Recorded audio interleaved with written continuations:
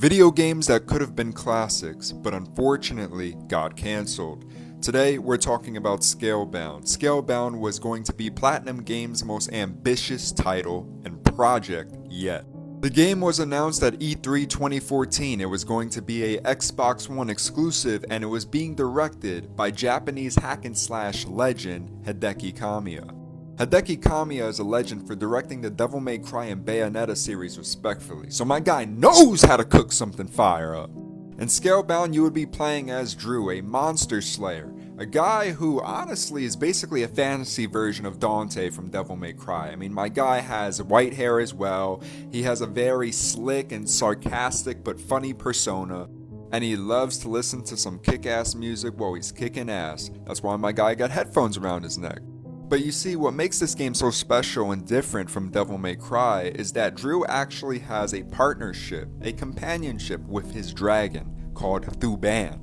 Drew would be able to utilize his gigantic dragon companion in combos and gameplay, and it looked very original and different. I was very excited and interested to see how would Platinum Games incorporate a giant ally like Thuban gameplay-wise.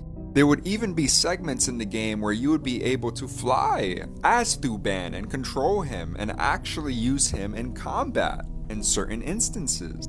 I mean, what other game do you know where you have a gigantic ally that helps you in game? The only other game I can think of is The Last Guardian, and even that still wasn't going to be like this. Essentially, when you boil it down to the core, Scalebound was going to be a action-adventure, open-world, hack-and-slash game with a dragon. Devil May Cry, but with a dragon. Right by your side. And how badass could that have been? But unfortunately, the game got cancelled in 2017 for several reasons. First and foremost, the game originally was going to be a single-player experience, but Microsoft being fucking Microsoft were like, absolutely not. You're gonna force multiplayer on this game.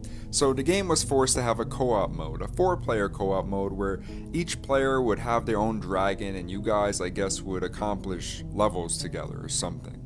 They didn't really know. This would only complicate and prolong the development process, and on top of that, Platinum Games were way too familiar with creating linear experiences, so creating an open world game was a genuine struggle for them, and Unreal Engine 4 proved to be too glitchy.